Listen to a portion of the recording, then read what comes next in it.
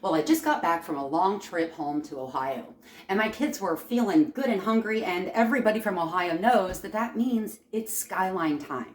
They asked me to make my copycat Skyline chili recipe. If you've never had it, it's delicious, and I want you to try it. It has very unique flavors. It's wonderful. If you have had it, you should be intrigued because I'm about to give you as close as you can get to the Skyline recipe.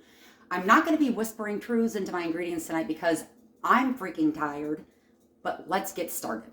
Now, this part may seem a little unorthodox for browning beef, and it is, but this is Skyline chili. It's a little different. So we're going to brown 2 pounds of beef with 1 diced onion, 2 teaspoons of minced garlic, and to that we are going to add 4 cups of beef stock, 2 tablespoons of apple cider vinegar, and 2 teaspoons of Worcestershire sauce. And we're not going to drain the beef. We want to keep all that fat and flavor in there.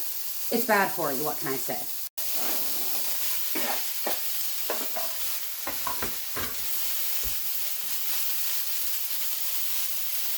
We're going to cook this over medium-high heat until the beef is thoroughly cooked and the onions are all nice and clear. Now, you want to make sure that you're breaking up the beef as you go along. We don't want any big chunks, and that can be a little challenging sometimes, but doing it this way in the broth actually helps break it up. So, women already have all the rights they need.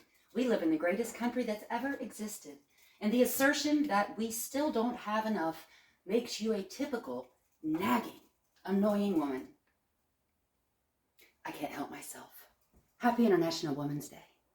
Now to this, we're going to add a 15-ounce can of tomato sauce. Okay, next we're going to add our seasonings. I've already got them all measured out in here. We're going to start with 1 teaspoon of cumin, a half teaspoon of cayenne pepper, 3 tablespoons of chili powder, a half teaspoon of salt, and this is where it gets weird. Next, we put in a 1/4 teaspoon of allspice and a teaspoon of cinnamon. Yes, cinnamon. Odd, but so good. And one more super weird thing, quite possibly the weirdest thing you've ever heard of going into a chili recipe. 3 tablespoons of cocoa. It's at this point that your home begins to smell like Skyline chili, so you've basically been there, even if you've never been there.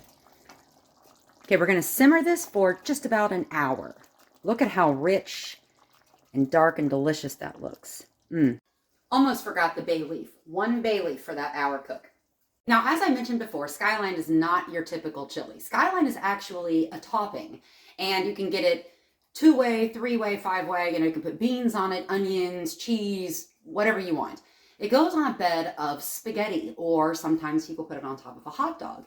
In this house, we worship the Lord. So we like to dice up an onion, boil our spaghetti, got our cheese in the fridge, and we don't like to do the conies, but we like to boil hot dogs and cut them up and put them on top because we are just disgusting gluttons. So I'm going to be getting that ready here as the chili approaches done.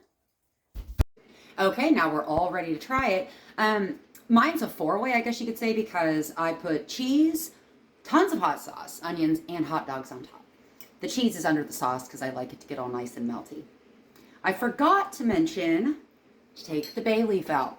Now, if you two forget to take it out and one of your kids find it or something, just go, oh, that was a game. You win more cheese or something like that.